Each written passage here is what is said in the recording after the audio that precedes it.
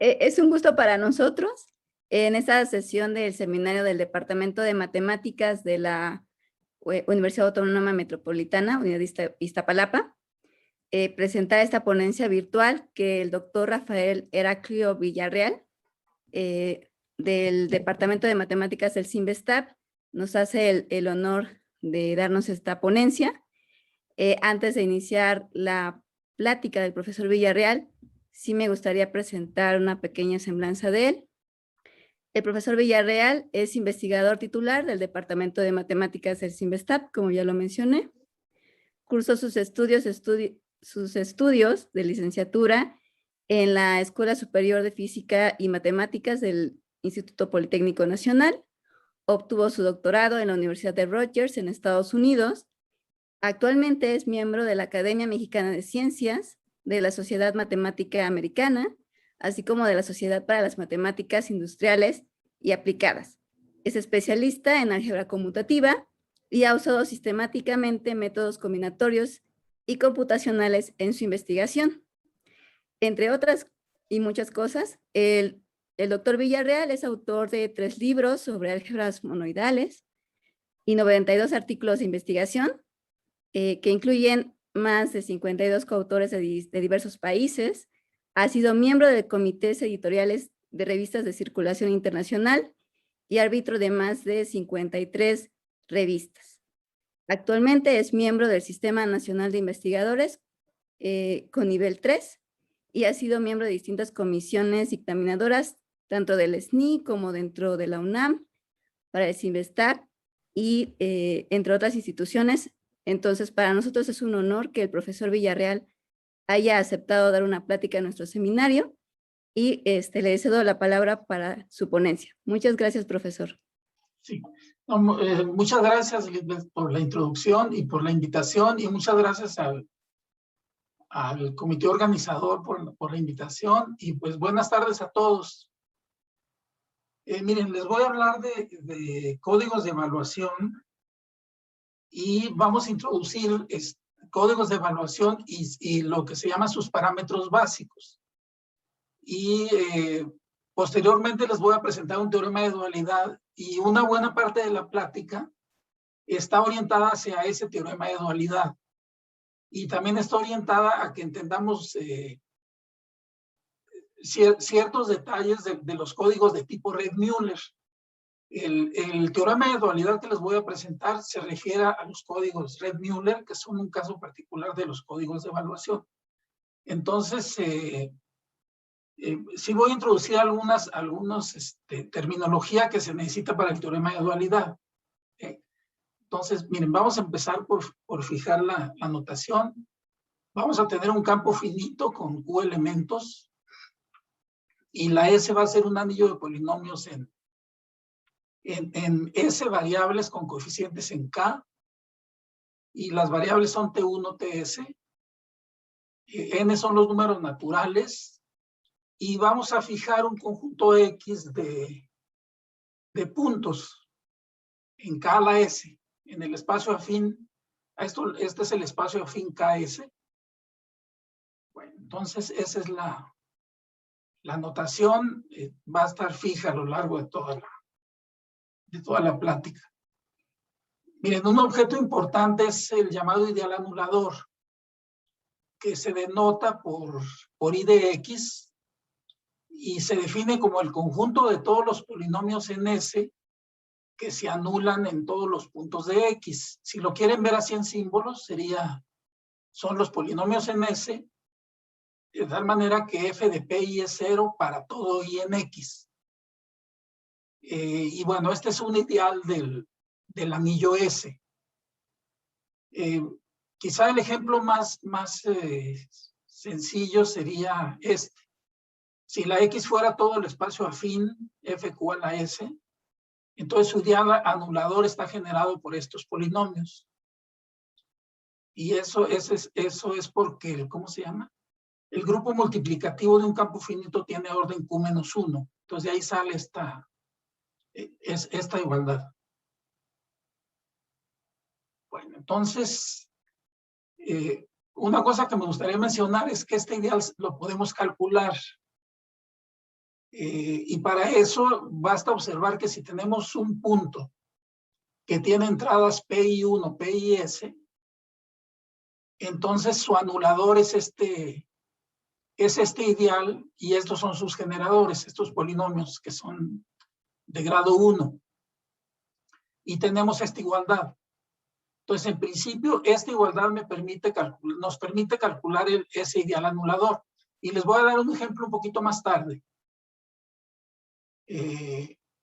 Bueno, entonces, este anillo de polinomios y este anillo cociente, ambos son espacios vectoriales sobre K.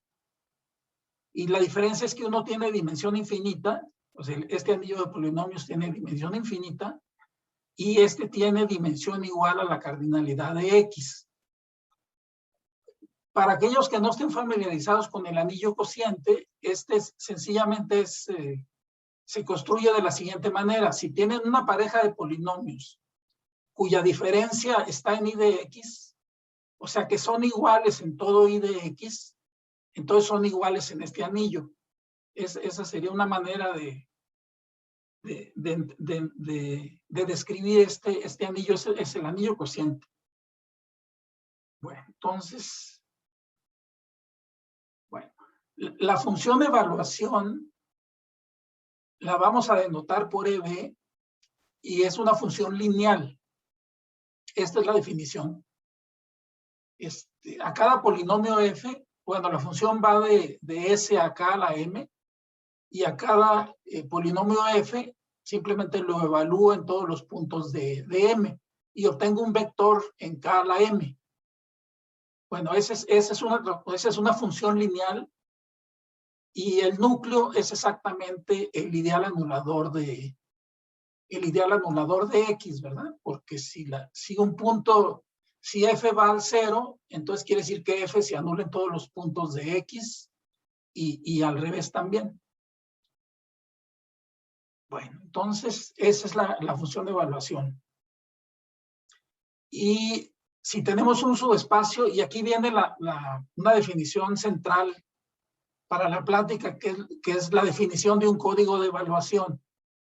Y ese se define de la siguiente manera. Si tomamos un subespacio lineal de S, de dimensión finita, entonces la imagen de L bajo la función de evaluación, que se denota por L de X, se va a llamar un código de evaluación sobre X. Y en símbolo sería así. L de X sería simplemente pues la imagen de la evaluación. A cada polinomio f en L lo evalúo en P1, Pn. Y por lo tanto, L de X es un código lineal de longitud M.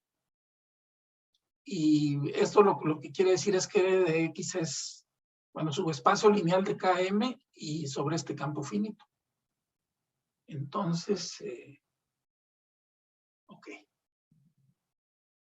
Bueno, miren, dado un elemento en este código, lo vamos a poder escribir así. A es igual a Fp1, Fpm para algún polinomio f.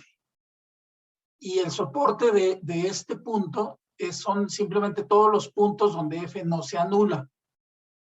Entonces ustedes, este conjunto, este soporte lo pueden describir de manera más sencilla así. Es X y le voy a quitar todos los puntos donde f se anula. Y a los puntos de f donde, no, los puntos de, ¿cómo es? Los puntos de X donde f se anula es la variedad de f y se denota así. En otras palabras, la variedad de f son los ceros de f. Entonces el soporte es simplemente a X, le quito todos los ceros de f. Y la distancia mínima del código que se denota por delta de L de X va a ser el mínimo número de elementos en el soporte de los vectores no cero. Y en símbolo sería esto. Sería el mínimo de los soportes de todos los elementos de ¿cómo se llama? De L. Bueno, entonces, esa es la distancia mínima y es un parámetro importante. Entonces, déjenme introducir los otros parámetros. Entonces, los parámetros básicos del código de evaluación son longitud, que es el número de elementos de X, la dimensión, que es la dimensión de L de X como espacio vectorial, y la distancia mínima que acabamos de definir. Entonces, estos tres invariantes se relacionan por esta desigualdad que se le llama la cota de Singleton, porque acota la distancia mínima. O sea, la distancia mínima está acotada por esta cantidad. Y si la igualdad se cumple, el código se llama MDS, distancia máxima separable, y estos códigos son buenos para la transmisión de información. Entonces, vamos a ver. Bueno, entonces, motivados por la definición de la distancia mínima, uno tiene este problema. Si tenemos un polinomio en S variables, ¿cómo vamos a poder calcular el número de soluciones en X de esta ecuación? En otras palabras, ¿cómo podemos calcular el número de ceros de F? O el número de elementos de esta variedad. Bueno, entonces déjenme darles un ejemplo. No, antes del ejemplo. O sea, lo que queremos hacer es calcular este número, ¿verdad? ¿Cuántos ceros tiene F? Bueno, entonces para hacer eso, uno tiene que probar este lema, que si uno tiene un polinomio, entonces su número de ceros es la dimensión de este espacio vectorial. Y aquí este ideal que tenemos abajo es el generado por el ideal anulador y F. O sea, es la suma de I de X más el generado por F. Y es de dimensión finita. Entonces, el número de raíces de este polinomio es exactamente esta dimensión. Y a eso se le llama el grado. Entonces, este lema en realidad nos conduce a definir el grado como la dimensión como espacio vectorial de este anillo. Y esto está relacionado con funciones de Hilbert. Entonces, esto se va a aclarar en un ejemplo que vamos a presentar. Entonces, la distancia mínima está dada así. La distancia mínima es esto por definición. Y luego, pues este conjunto, el X menos los ceros de F, pues su número de elementos es esto que está aquí abajo. Y como vamos a sacar la cardinalidad de X, y aquí tengo un mínimo y aquí tengo un menos, entonces tenemos que el menos se va a transformar en más y esta sale. Entonces, esta es una manera más compacta de expresar la distancia mínima. Esta distancia mínima,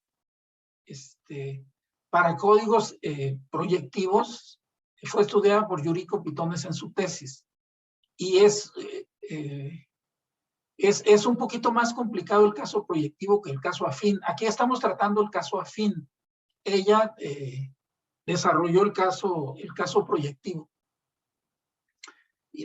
Pero las fórmulas son más o menos, también en el caso proyectivo hay grado, pues. Bueno, entonces déjenme dar un ejemplo. A ver, esta curva elíptica sobre este campo con 71 elementos, esta es y cuadrada menos x cúbica más x. A ver. Entonces esta curva va a tener una estructura de grupos y agregamos una identidad. Y estas curvas se usan en criptografía. Y si tomamos las derivadas parciales de f, pues están dadas por estas fórmulas. Y uno puede demostrar que para todo punto sobre la curva, estas derivadas parciales no se van a anular simultáneamente en este punto. Y a estas curvas se les llama suaves o lisas. Entonces,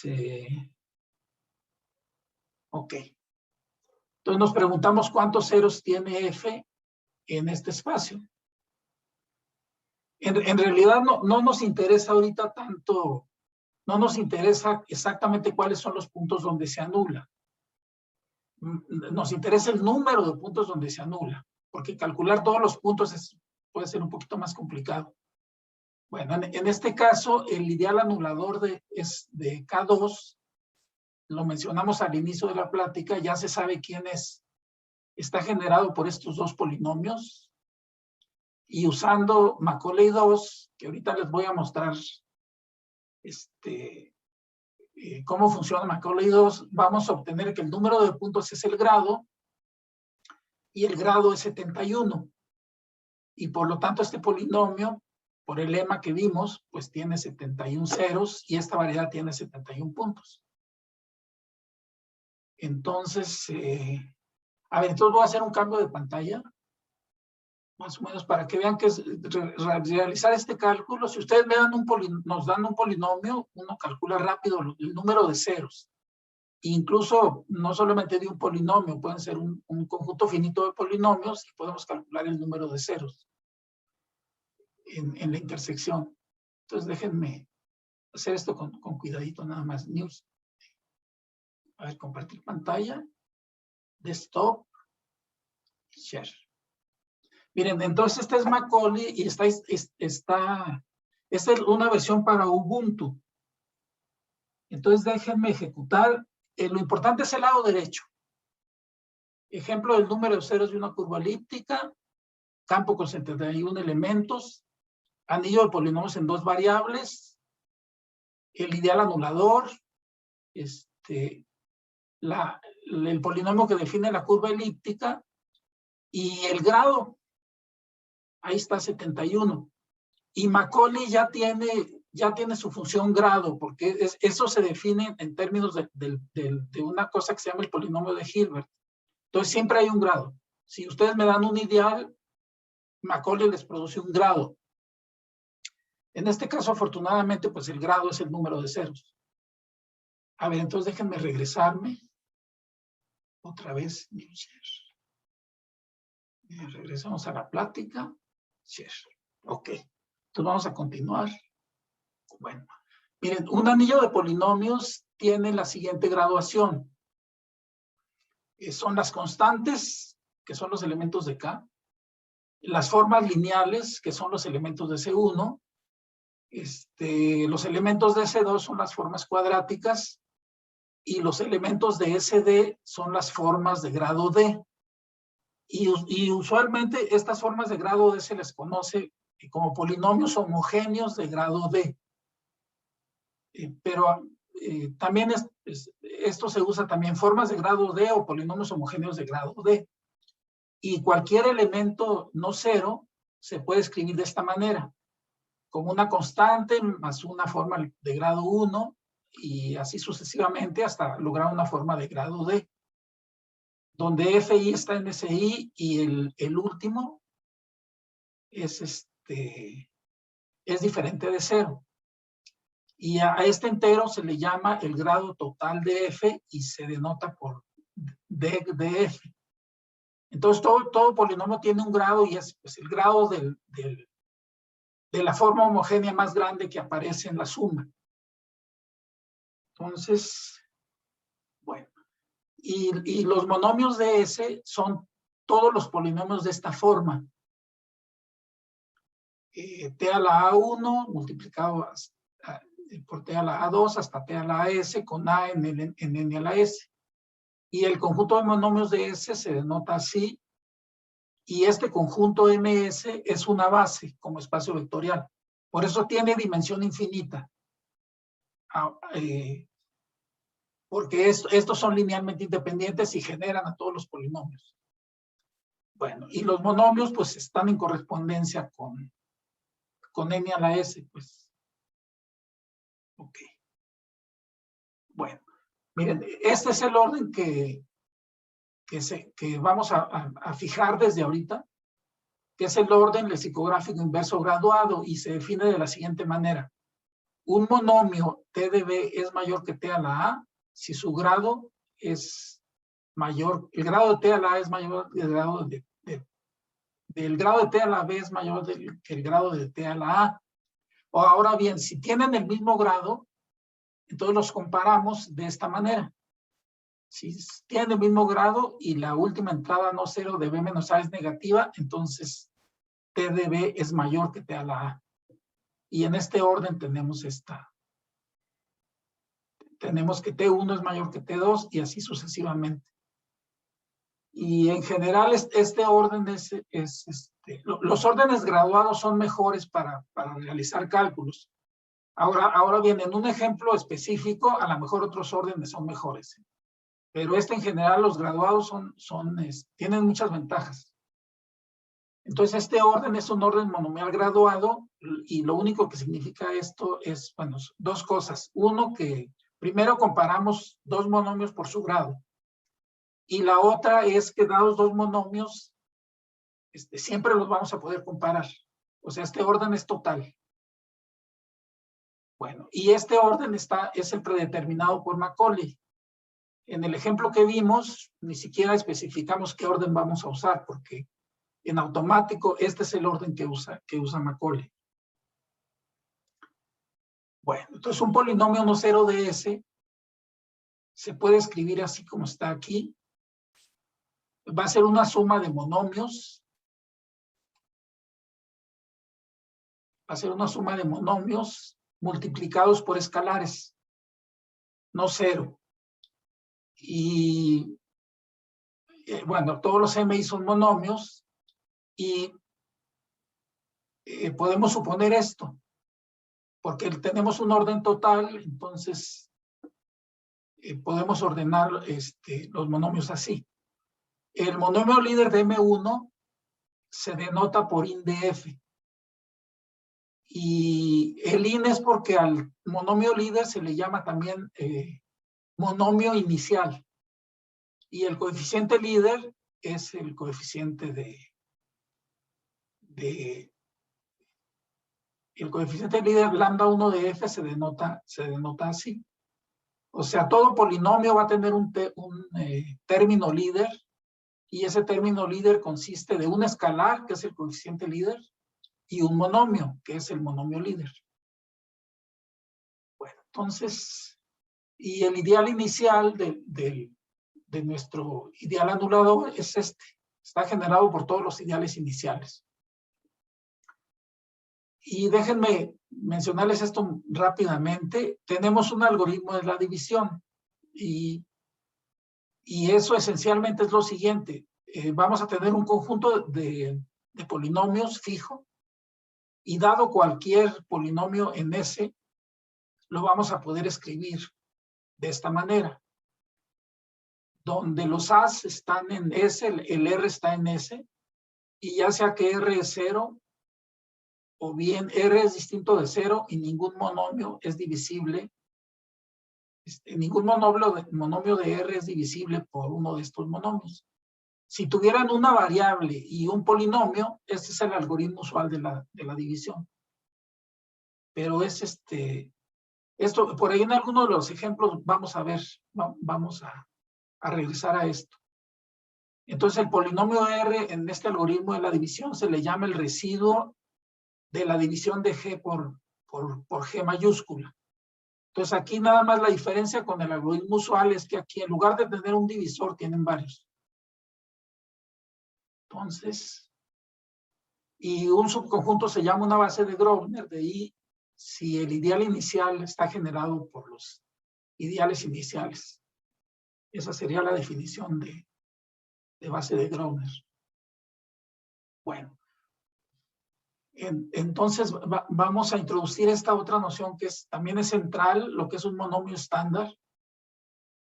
Un monomio es estándar si TDA no está en el ideal inicial. Y la huella de este anillo se denota por delta de I, y es el conjunto, es el conjunto finito de todos los monomios estándar de ese módulo I. Entonces aquí en este caso, pues este espacio vectorial es de dimensión finita y esta es una base, digamos, canónica de este espacio. Y la imagen de delta de I bajo esta función canónica es una base de ese módulo I como espacio vectorial. Y este resultado es totalmente general. Si la I fuera un ideal arbitrario y tengo un ideal monomial arbitrario, este resultado también es cierto, que la imagen de los monomios estándar es una base para aunque este tenga dimensión infinita, no importa. Este delta va a ser una base. Y este resultado es viejísimo, 1916, algo así. Y se le atribuye a Macaulay y a varias personas más o menos contemporáneas de Macaulay. Entonces, este es bien conocido y es bastante antiguo, este resultado. Bueno, entonces, miren, una pieza más de notación. Si tenemos un subconjunto de S, el espacio lineal generado por G lo vamos a denotar por K de G. Algunas veces se usan corchetes alrededor de la G para determinar para definir como notación para el espacio lineal generado por G, pero aquí vamos a usar esto. K de G es el subespacio lineal de S generado por G. Y bueno, aquí va otra definición. Un código se va a llamar estándar. Un código de evaluación se va a llamar estándar si él es un subespacio lineal de este espacio que tenemos aquí. ¿Ok? En general, un código de evaluación, pues tenemos nada más un subespacio de ¿cómo se llama? De S. Pero aquí pedimos que ese subespacio esté metido aquí. Y a un polinomio, un polinomio se llama estándar si f es no cero y está aquí. Entonces, ok. Ahora bien, como el campo K y la huella son finitos, entonces solamente vamos a poder tener un número finito de polinomios estándar. Entonces, ok. Y siempre vamos a poder transformar un código de evaluación en un código de evaluación estándar. Y esto se logra así si este espacio de polinomios está generado por H1, HK y G es una base de Grobner de I y R de I es el residuo en la división de HI por G y definimos L tilde como esto, entonces ese es un código estándar, este que está aquí. L tilde, bueno, es estándar porque L tilde está metido aquí y además L tilde es el único código de evaluación estándar sobre X con esta propiedad. O sea, en otras palabras, si me dan un código, si L es un subespacio de S y tengo una base de Grobner, entonces voy a dividir cada HI lo divido por G y voy a obtener un residuo. Esa es la idea, nada más. ¿Y cómo se llama? Y el conjunto de todos los residuos ya es estándar y es el único estándar que satisface esto. Bueno, y los parámetros básicos de L de X se pueden calcular una vez que determinemos conjuntos finitos de generadores de L tilde y de X. O sea, los códigos estándar se introducen para facilitar un poquitito el cálculo de la distancia mínima. Ok. Entonces, bueno, el chiste es que para calcular los parámetros de un código de evaluación, uno siempre puede suponer que el código de evaluación es estándar. Bueno, y aquí tenemos un ejemplo. Aquí tenemos un ejemplo, tenemos un campo con 5 elementos, un anillo de polinomios en 2 variables, y tenemos el subespacio lineal generado por estos 6 polinomios. Bueno, entonces, y el código de evaluación lo vamos a considerar sobre este toro. O sea, es este conjunto, son los que generan la L, y el X es un toro. Aquí está quién es el F5 estrella, es F5 y le quito el 0. Entonces ese es un toro y el ideal anulador de X va a estar generado por estos dos polinomios. Ahora, cuando empiezo a dividir B por G, por ejemplo, divido 1 entre G y me queda el 1. Divido T1 al cubo entre G y me queda el T1 al cubo. Y como estos tienen grado 4, pues los residuos van, el residuo de este es este, el de este es este, y nada más cambia este. Cuando divido este por G, voy a obtener este que está aquí, el T1 al cuadrado.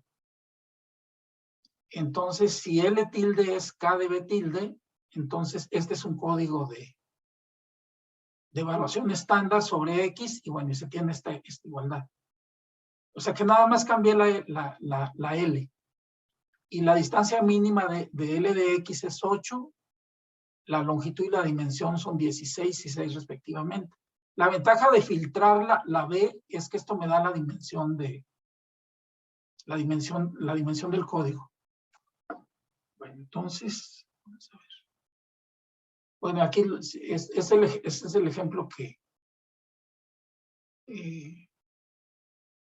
quiero discutir un poquitito más. Si se fijan, aquí en realidad estos monomios corresponden a estos puntos en negritas. Por ejemplo, el 1 corresponde al origen. El T1 al cubo corresponde a este. Y aquí tenemos un politopo o un polígono, ¿verdad? Bueno, entonces, en este caso, fíjense que no tomamos todos los elementos del polígono, todos los puntos enteros del polígono, nada más tomamos unos cuantos, los que están en negritas.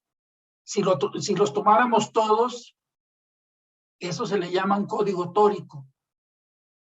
¿Por qué tórico? Porque los puntos son un toro. ¿Y cómo se llama? Ok, pero como no lo estamos considerando todos, entonces al KdB se le llama no a KdB, no a KdB, sino a L de X se le llama un código tórico generalizado, porque no estoy tomando todos los puntos enteros sobre este politopo. Nada más estoy tomando unos cuantos, pues entonces se llaman códigos tóricos generalizados. Bueno, si fijamos un grado mayor o igual que 1, vamos a considerar todos los polinomios de grado a lo más d. Y esta es la notación, S menor o igual que d. Si L fuera este espacio vectorial, entonces L de X se le llama un código tipo Red-Müller, de grado D sobre X, y se denota así, CXD. Entonces el teorema de dualidad que vamos a ver tiene que ver, se trata, o sea, es sobre los códigos, es un teorema de dualidad o criterio de dualidad de códigos de tipo Red-Müller. Esta terminología fue introducida en este artículo por González Arabia, Rentería y el profesor Horacio Tapia, en este artículo. Y el profesor Tapia fue uno de los primeros en introducir métodos de álgebra conmutativa y de geometría algebraica para estudiar códigos de tipo Red-Müller. O sea, bueno, y él también inició la teoría de códigos en México. Él tiene cerca de 30 y tantos años trabajando en códigos y también en criptografía. Yo la primera vez que el primer intento que hice en introducir la teoría de códigos fue con él. Él me convenció realmente de la importancia de las aplicaciones de la teoría de códigos y de la importancia de la criptografía también. Entonces, pues, esa es la situación. Él en especial estudió mucho códigos sobre variedades, o por ejemplo sobre la variedad de Segre, y códigos cuyo ideal anulador forman una intersección completa. Entonces él pues fue pionero en el uso de técnicas de álgebra conmutativa y de geometría algebraica para estudiar códigos. Y él hay una serie de artículos alrededor del 1990, 85, 90. Bueno, él nos podrá decir. Bueno, si X es todo el espacio afín, C de XD se llama un código Red-Müller generalizado. Y esta terminología código Red-Müller generalizado es porque estos códigos Red-Müller se estudiaron primero sobre campos de característica 2. Entonces, vamos a introducir otro objeto importante que es el dual de un código de evaluación. El dual de L de X, denotado de esta manera, L de X dual, es el conjunto de todos los alfa en escala M, de tal manera que alfa por beta es 0 para toda beta en L de X, donde este es el producto interno ordinario en escala M. Si se fijan, en realidad, si estuviéramos en un espacio vectorial real, pues este es así que se define el dual, ahí no hay ningún problema. Y uno puede estudiar el dual usando el orden monomial, el anillo y el espacio lineal. Entonces, a ver, déjenme nada más regresarme un poquitito a este ejemplo, porque sí me gustaría hacer otra vez compartir pantalla y mostrarles rápidamente cómo se hace este cálculo. A ver. Share. Aquí está. Miren, entonces, este es el ejemplo del código tórico generalizado. Entonces, déjenme nada más hacerlo con un poquito de cuidado. Aquí es campo con 5 elementos, un anillo de polinomios en 2 variables. El ideal anulador del toro es este. Este es el anillo cociente. El grado es 16. La regularidad, que todavía no la definimos, es 6. El R es igual a 1. R igual a 1 es para calcular la distancia mínima. Esta es una base de Grobner y aquí está el algoritmo de la división. Divido cada polinomio, esta línea que está ahí, es dividir cada polinomio X entre G. Bueno, entonces, por ejemplo, en el ejemplo esta era la base. Y vamos a dividir cada uno de esos, lo divido. Si se fijan, obtengo el mismo número, pero salvo por un monomio, son iguales esos conjuntos. Bueno, y ya con eso puedo calcular, el chiste es que puedo calcular un poquitito más fácil la distancia mínima. Entonces, la distancia mínima del código, es que son 42 segundos. Nos vamos a tener que esperar un momentito. ¿Me entienden? Porque eso va a tardar. Sí, claro. Esperémonos un momentito.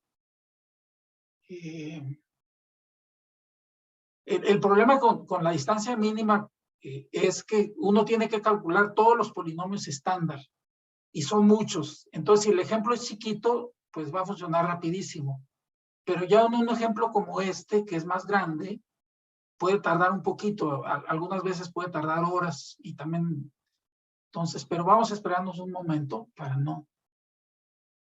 Son 42 segundos lo que va a tardar. Entonces,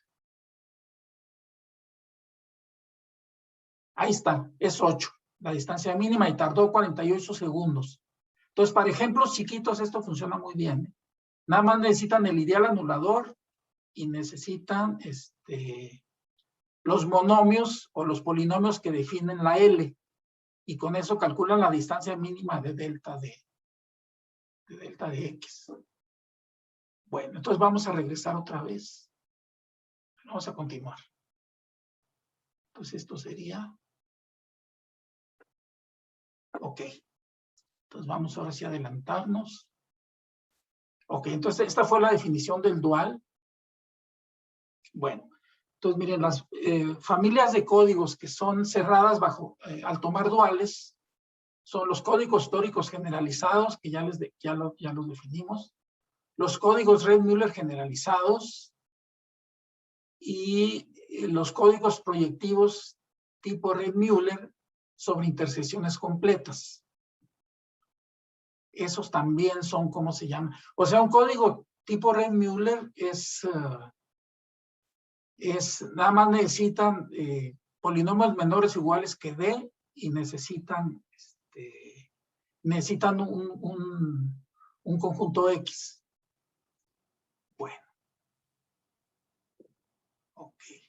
Y otros también que son cerrados son los códigos de geometría algebraica. Y también aquí el profesor Horacio Tapia, en ese artículo que les digo ¿cómo se llama? De que se estudian códigos sobre un conjunto X que es en realidad una variedad. Esos son esencialmente los códigos de geometría algebraica. En lugar de tomar un conjunto arbitrario, toman un conjunto de puntos sobre una curva o sobre una variedad en general. Y él estudió mucho el caso de variedades de Segre. En estos casos se dan fórmulas de dualidad en todos estos casos. Bueno, entonces esto se relaciona con los códigos de evaluación, porque un código de evaluación en general también tiene esa propiedad de ser cerrado. O sea, si tienen un código de evaluación, va a existir un único subespacio lineal como estándar, de tal manera que pasa esto.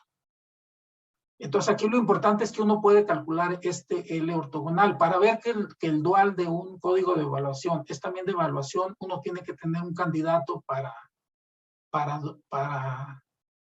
L. Y en este caso, pues sí, uno tiene un candidato y uno demuestra que nada más puede haber un código que satisface esta igualdad, siempre y cuando uno pida que ese código está metido aquí. Y se le llama el dual algebraico. Y ese vamos a... Ok. Bien, vamos a... ya estamos cerca del teorema de dualidad. Un polinomio se llama función indicadora para PI. O sea, fijen el PI. Si f de PI no es 0 y f de PJ es 0 para J diferente de I. Y estas funciones indicadoras se han estudiado, por ejemplo, en este libro. Y yo la primera vez que las vi fue en un artículo de Sorensen sobre códigos Reed-Muller proyectivos. El B número de I en PI, que lo notamos así, es el menor grado de una función indicadora para PI. Y el B número de I es este número. En otras palabras, ustedes tienen, si fijan un punto, pueden tener muchísimas funciones indicadoras. Y de todas esas funciones indicadoras, toman una que tenga el menor grado posible. Eso se le llama el B número de PI. Y el B número sobre todos los puntos es lo que se le llama el B número de I. Y ahorita vamos a ver por qué ese B número es importante. Bueno, tenemos esta proposición. Para cada punto PI de X existe una única función indicadora para PI, de tal manera que FI es un polinomio estándar y está normalizado a valor 1. Y el grado de FI es el B número de PI, y estos forman una base para este espacio. O sea que este espacio, generado por los monomios estándar, tiene dos bases distinguidas, que serían los monomios estándar y también las funciones indicadoras. Entonces a FI se le llama la función de indicador estándar para PI, y nada más hay una. Y al conjunto F se le llama el conjunto de funciones indicadores estándar para X. Y vamos a ver por qué eso es importante. Bueno, entonces aquí está. Dado un entero mayor o igual que 0, definimos I menor o igual que D son los polinomios de grado a lo más D. Y establecemos que S en grado menos 1 es 0. Y a esta función, que en grado D es la dimensión de K, es la dimensión de este espacio vectorial, de este espacio vectorial cociente sobre K, se le llama la función de Hilbert afín de ese módulo I. El índice de regularidad se denota por R0 y es el menor entero de tal manera que H evaluado en D es la cardinalidad de X para D mayor o igual que L. Este resultado, déjenme nada más comentar un poquito más. O sea, esta función de Hilbert va a ser estrictamente creciente hasta que se estabiliza y se tiene que estabilizar en este valor. Ese resultado yo lo aprendí del profesor Horacio Tapia. Y él usó mucho este resultado y también esta observación que es sencilla, pero es crucial, pues, que este código de tipo Reed-Muller su dimensión es exactamente la función de Hilbert en grado D. Entonces, esto yo lo aprendí más o menos con el profesor Horacio Tapia, alrededor del 91, en un sabático que estuve en la UAM. Bueno, él y sus colaboradores hicieron usos sistemáticos de funciones de Hilbert, geometría algebraica y demás, ¿no? Bueno, la distancia mínima de C de XD usualmente se denota simplemente como delta de XD. Y también esta distancia mínima se estabiliza, pero tiene un comportamiento totalmente opuesto al de la función de Hilbert. La función de Hilbert crece y se estabiliza en la cardinalidad de X. Y al menor entero donde se estabiliza se le llama la regularidad. Bueno, aquí es totalmente opuesto. Esta decrece la distancia mínima y se estabiliza. Y el entero donde se estabiliza se le llama el índice de regularidad de delta de X. Y uno puede ver que por la cota de Singleton, la distancia mínima se estabiliza primero que la función de Hilbert. Y este resultado nos dice que en realidad el B número que definimos con funciones indicadoras es igual a la regularidad de delta de X, o sea que este lo podemos calcular. Entonces déjenme regresar aquí. Entonces tenemos esta función de Hilbert afín y se estabiliza en la regularidad, o sea R0 es donde se estabiliza la función de Hilbert.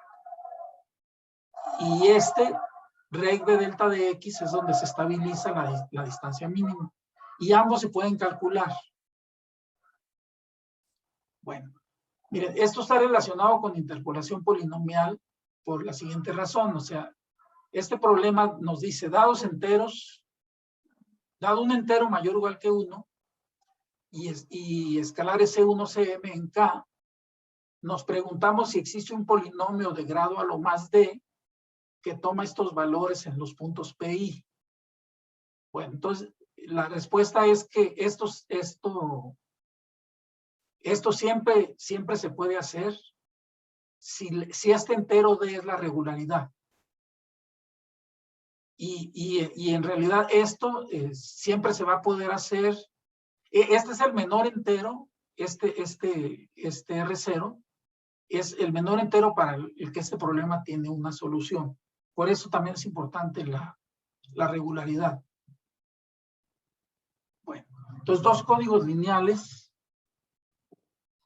van a ser equivalentes si existe ¿cómo se llama? Un vector cuyas entradas son 0 para todo I, y de tal manera que C2 es beta por C1, y donde beta por C1 es beta por C, y beta por C es la multiplicación componente a componente de los vectores beta y C. Entonces, es casi como si fueran iguales, salvo multiplicación por beta. Y lo importante aquí es que códigos equivalentes tienen los mismos parámetros básicos. Bueno, y aquí ya llegamos al teorema de dualidad, que nos dice lo siguiente: si R0 es la regularidad de la función de Hilbert, estas condiciones van a ser equivalentes. C de X de es equivalente a este código, C de X R menos D menos 1 ortogonal para todo D. Esa es condición A. Esa condición es equivalente a esta igualdad para todo D entre menos 1 y R0. Y además el R0 es el B número de PI para todo I. Esta condición también fue estudiada por el profesor Horacio Tapia en uno de los artículos. Lo que pasa es que yo nunca me metí muy a fondo con eso hasta muchísimo tiempo después. pero esta es una especie de... Esto apareció en un artículo, si no me equivoco, del profesor Horacio Tapia, donde estudian el módulo canónico, y esta condición aparece en una dualidad con módulos canónicos, pero es esta condición.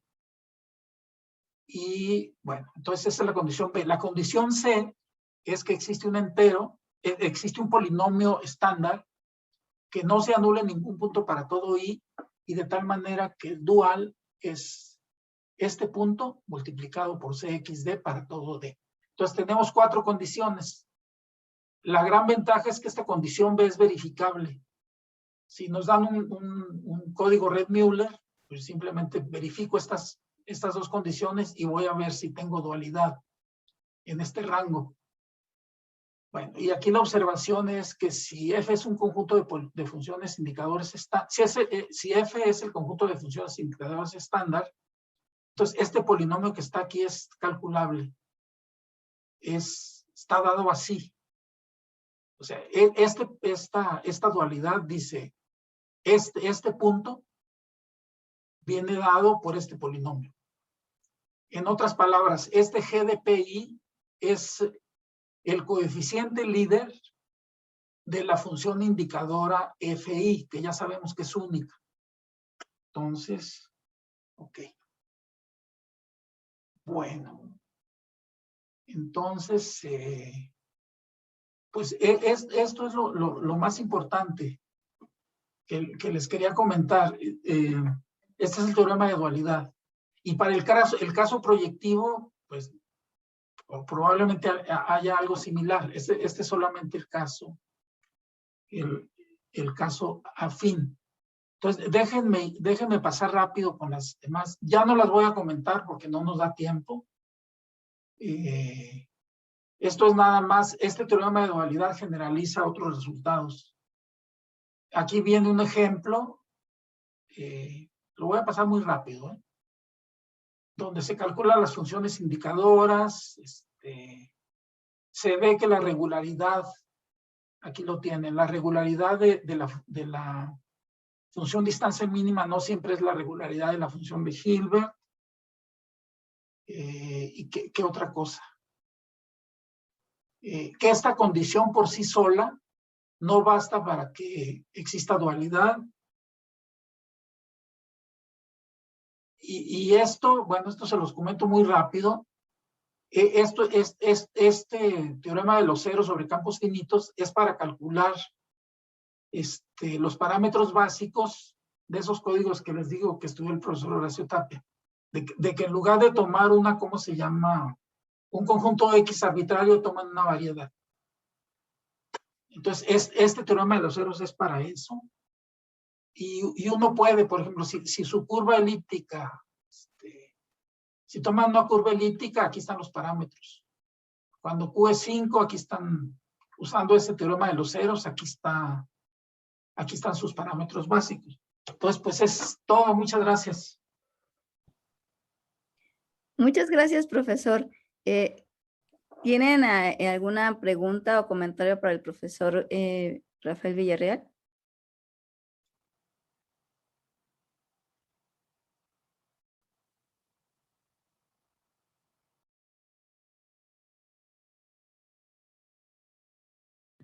¿Algún comentario?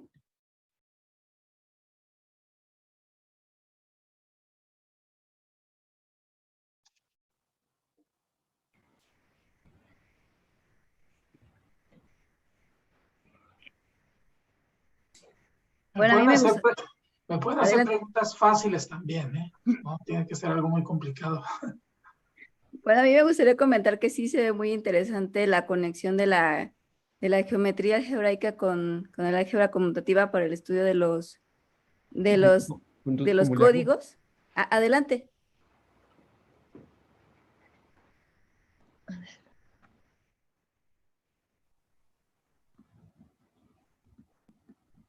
No, pues el tuyo no. Nada más hables cuando... Hola, buenas tardes. Pedir la palabra. ¿Soy escuchado? Sí, sí, adelante. Bueno, antes que nada, felicitar a Rafael por su muy buena exposición y lamento que me salí del canal, digamos, pero por aquí en mi rumbo ahí está cayendo un aguacero muy fuerte que se me fue la internet. Pero bueno, Uy, finalmente ya estoy de regreso. Tengo un comentario, es sobre una anotación, Rafael. sí, En algún momento tú usas KG, sí. un poco antes del ejemplo B y B tilde. Bueno, con respecto a esa notación en álgebra, en representación de álgebras, esa es muy usada para denotar otro objeto algebraico, digamos, que se llama el álgebra de grupo. Pero el álgebra de grupo se nota exactamente igual, K de G, pero G en este caso es un grupo. En tu caso no necesariamente es un grupo. De hecho, una de mis preguntas que surgió fue si en algunos ejemplos ustedes tienen alguno donde lo que tú llamas G es realmente un grupo. Ah, ok. Porque en ese caso se puede agarrar toda la teoría de la representación de grupos y aplicarla a códigos. Pero bueno, es un comentario. El otro comentario es que en el trabajo con Carlos Rentería sobre intersección completa, también un coautor fue Iwan Dursma. Entonces, pues, solo para completar tu exposición. Esto sí es una pregunta. La pregunta es, por ejemplo, valga la redundancia, en el ejemplo que tú diste de B y B tilde, si nos muestras la gráfica, digamos, donde está el ejemplo, que tienes la huella, en el caso de B y en el caso de B tilde, mi pregunta es, ¿qué tanto cambia la huella en ese proceso, la huella del ideal? Ok. Ah, esa es buena pregunta. Sí, esa es muy buena. Sí me están escuchando, ¿verdad? Sí, Sí, yo Sí, sí, aquí lo escucho. escuchamos, doctor. Ok. Sí, esa es muy buena pregunta, Horacio. Lo que me di cuenta en Es este muy... ejemplo es que la cardinalidad, cierta cardinalidad no cambia, pero como que el- la huella se hace más fácil, digamos, como que se reduce un poco. Pero bueno, es Cierto, una pregunta nada más. sí. Sí, sí, eso es muy buena pregunta seguro voy a pensar sobre esto. Y lo otro me gustó mucho, el otro comentario del álgebra del álgebra de grupo. Sí, Sí, eso sería bueno cambiar esa notación. Y sí, también tratar de usarlo, cuando G sea un grupo, tratar de usar la estructura de K de G, claro. sí, eso sería interesante ver bajo qué condiciones. Es un grupo, pero sobre todo grupo finito.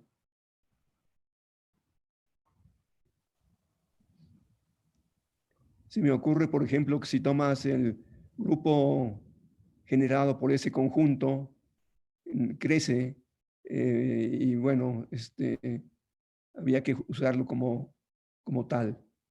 Pero bueno, es una pregunta. Sí.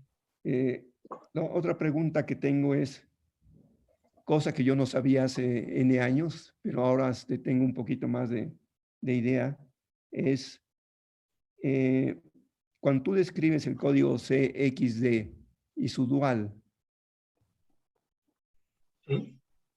quizá con los métodos que usa de álgebra conmutativa sea relativamente sencillo dar ejemplos o caracterizar los códigos autoduales.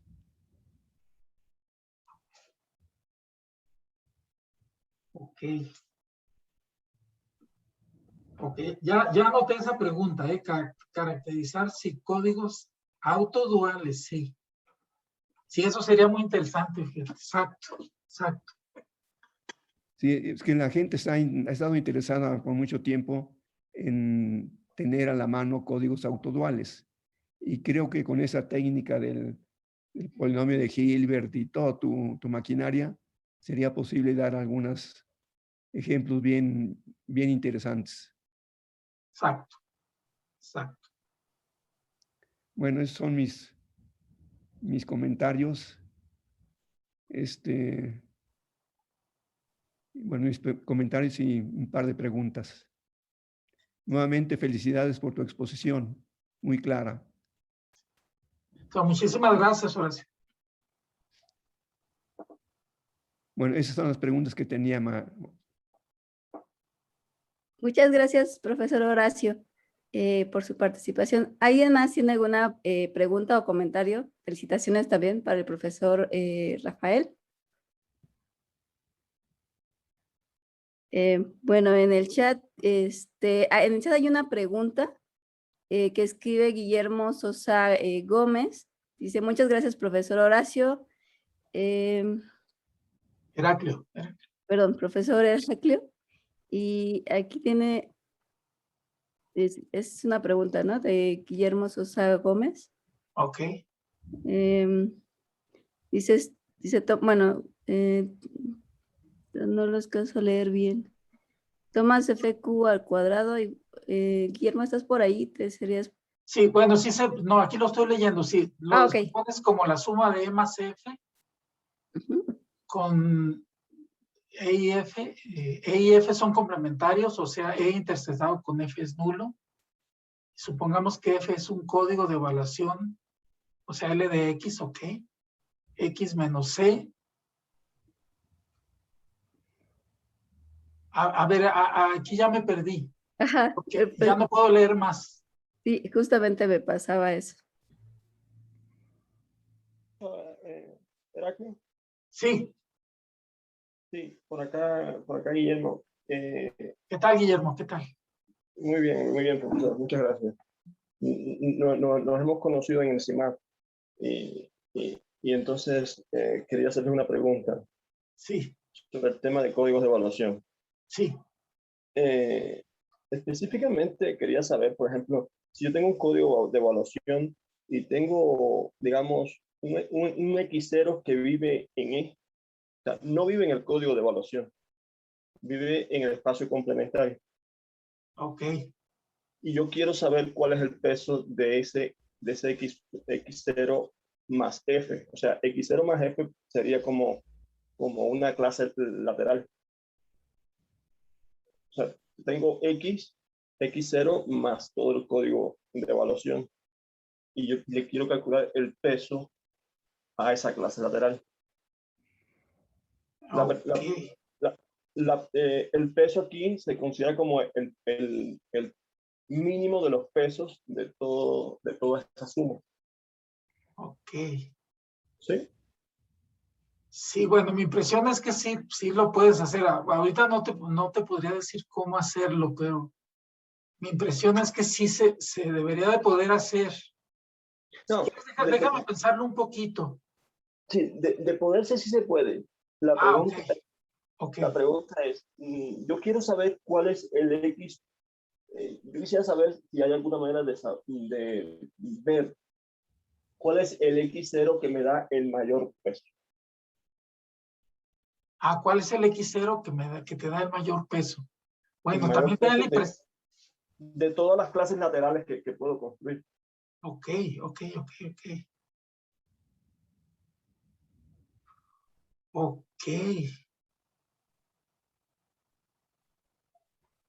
Ok, bueno, sí, tendría que pensar un poquito, pero es buena pregunta, ¿eh? Buena pregunta. Es que X0, por supuesto que es una función, ¿no? Es una función que va a estar sobre el campo, ¿no?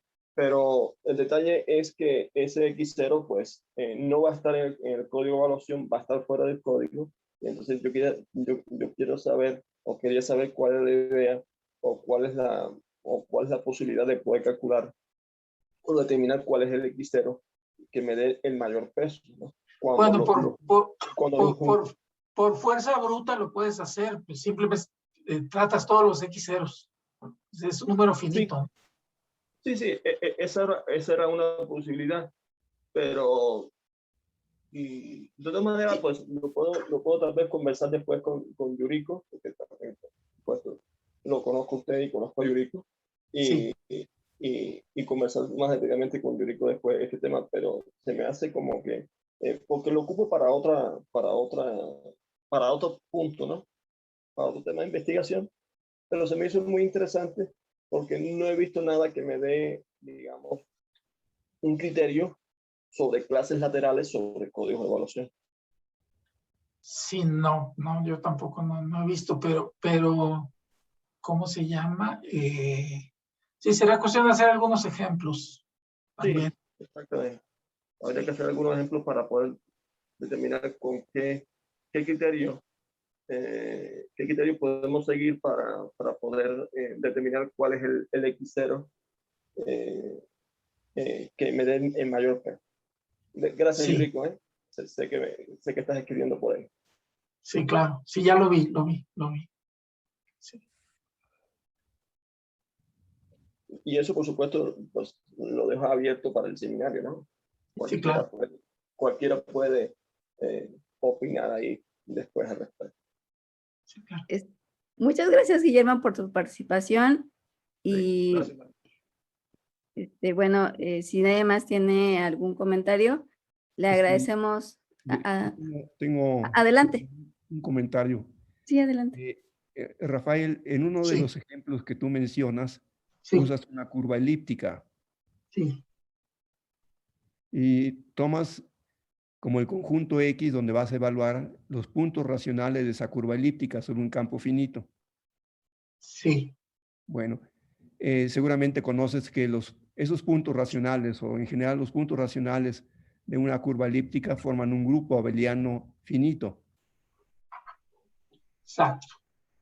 No sé si en tu ejemplo, usando el hecho de que esos puntos racionales forman un grupo abeliano finito, puedas tener más información sobre los códigos, que es un conjunto muy especial, digamos. Cierto, Horacio. Sí, cierto. Sí. Sí, a ver, ¿podría volver a compartir pantalla? Lo que pasa es que ya me quedé sin poder compartir pantalla. Sí, claro. Para Está regresar a ese compartiendo. ejemplo. Sí, a ver. Sí, está compartiendo. Creo que nada más tiene que regresar las slides. No, es que no se regresa. O puede darle stop share y compartir de nuevo. A veces como que se Sí, stop pasma. share. Stop share. Y luego. Compartir otra vez. Eso es. Sí, a veces como que se pasman. No. Pero Como que tendrá que se queda. salir de pantalla completa. Ya. Ya. Gracias. ¿No? Gracias, Okay. gracias. A ver, déjame regresarme un poquito al ejemplo este. Sí, era este, ¿verdad? Antes de eso, donde estaba la ecuación de la curva elíptica. Aquí está la ecuación. Bueno, entonces la que sigue, bueno, ahí ves que es una función, que es una curva elíptica que es lisa. Sí. Más adelante, Sí. por ahí donde están los puntos racionales. Sí, ahí está, que son 71. Más adelante, ok. Espera, es que esto lo volvió a mencionar después. Tienes razón. Déjame ver. Aquí está. Ahí está. Bueno, ahí no tiene los puntos racionales. ¿Cuáles son? Pero el X igual a B K sub 2 de F son los llamados puntos racionales de esa curva elíptica. Y esos puntos racionales te forman un grupo. Sí, aquí están, es la X. Exactamente esa. Eso te forma un grupo aditivo finito. Sí. No sé si el hecho de que ese sea un grupo abeliano finito te ayude a determinar o tengas más información sobre el código correspondiente al evaluar en el conjunto X. Pues sí puede ser, porque este cálculo que está aquí, por ejemplo, si Q es 5, tiene distancia mínima 4, pero eso lo hicimos pues por el programa que tenemos. No usamos la estructura, efectivamente no usamos la estructura. Bueno, Entonces sí podríamos tratar este ejemplo para cualquier Q incluso, y ver si podemos usar la estructura para determinar esta distancia, ¿sí? yo creo que la estructura del conjunto X obviamente va a impactar en cómo es el código. Eso fue lo que hicimos con intersección completa, que la estructura del conjunto tiene una propiedad adicional. O lo que hicimos con la variedad de Segre, o también la variedad de Veronese, que no.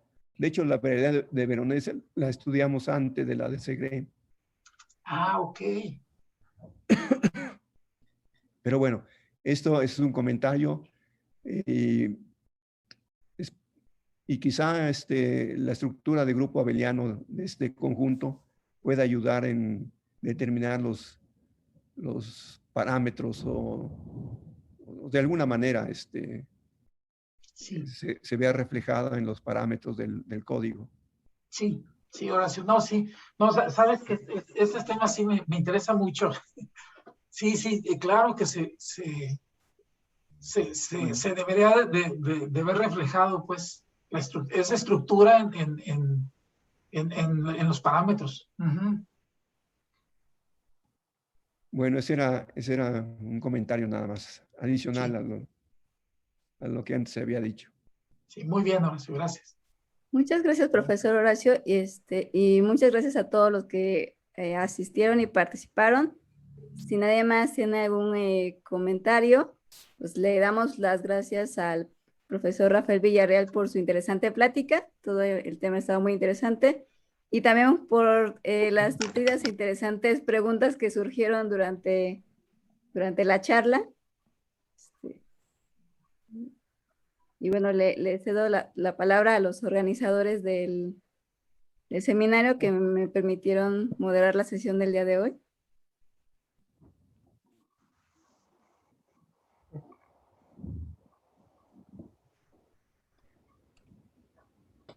Ok, listo. Muchísimas gracias, Liz, y sobre todo, muchas gracias, profesor Heracles Rafael Villarreal, por acompañarnos el día de hoy en el seminario del Departamento de Matemáticas. Muchísimas gracias a todos y nos vemos dentro de 15 días. Hasta luego. Sí, muchas gracias, muchas gracias. Muchas gracias, doctor Rafael. Nos Sí, vemos a gracias. todos dentro de 15 días en el seminario. Gracias a todos por la participación de asistir a esta plática, ¿no? Aldo, no sé si vas a anunciar también que este video también va a estar subido en la plataforma, ¿no? De la página del seminario y en el portal de YouTube, ¿no? También por si desean también verlo ahí. Con gusto, y también pueden extenderle preguntas a través del correo al doctor Rafael, ¿verdad, doctor? Sí, Josué, muy bien. Bien, pues Claro que sí. gracias. Muchas gracias, doctor, y muchas gracias a todos. Pues damos por terminada la sesión. Muchas gracias, Liz, por moderar esta sesión. Muchas gracias a ustedes por la invitación y por el seminario que están haciendo. Muchas gracias. Sí, muchas gracias.